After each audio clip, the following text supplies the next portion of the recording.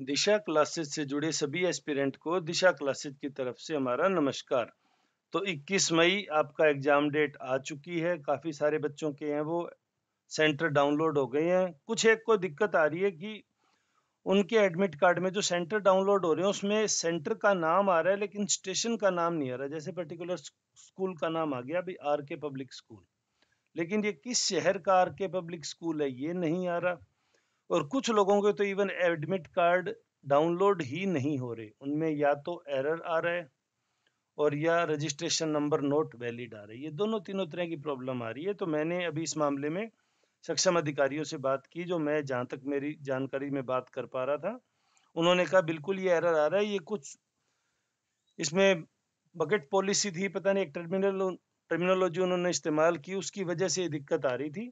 तो वो कह रहे हैं हम इसका निदान कर रहे हैं, जल्दी सबके एडमिट कार्ड है वो दोबारा से डाउनलोड हो जाएंगे। हाँ, सेंटर किसी का चेंज नहीं होगा।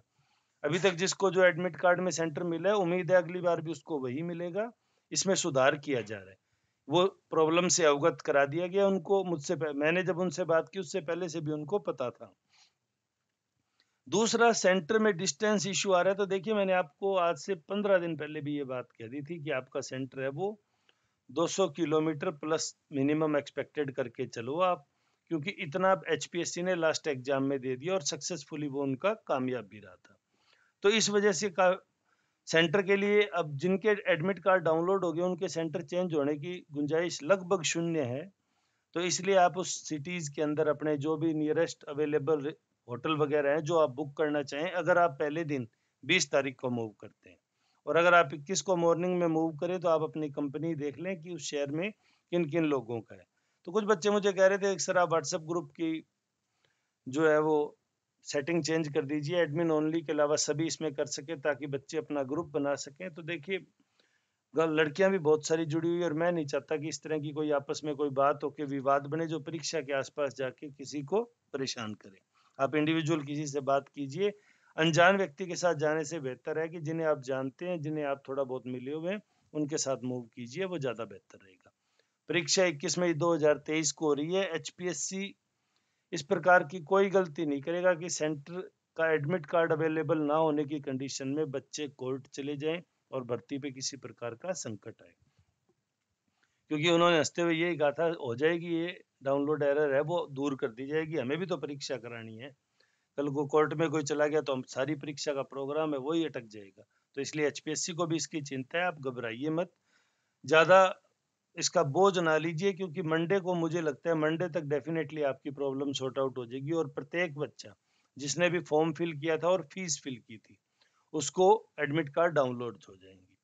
अब एक बात आ रही थी कि वो जो 250 और 750 वाली रिमेनिंग फीस का जो इशू था, उसको लेके भी एचपीएससी के नॉलेज में ये बात आ गई है, वो भी इस पे समाधान कर रहे हैं। कोई ना कोई कोरिजेंडम के थ्रू वो इसके लिए आपको रास्ता उपलब्ध कराएंगे।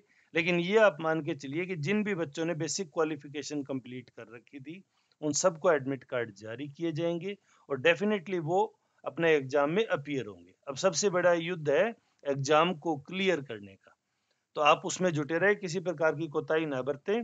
दिशा क्लासेज पे आपको जैसे ही जनरलाइज्ड हो जाएगा और लिंक अवेलेबल हो जाएगा, सबके लिए ओपन होने लगेगा, तो आपको मैसेज मिल जाएगा।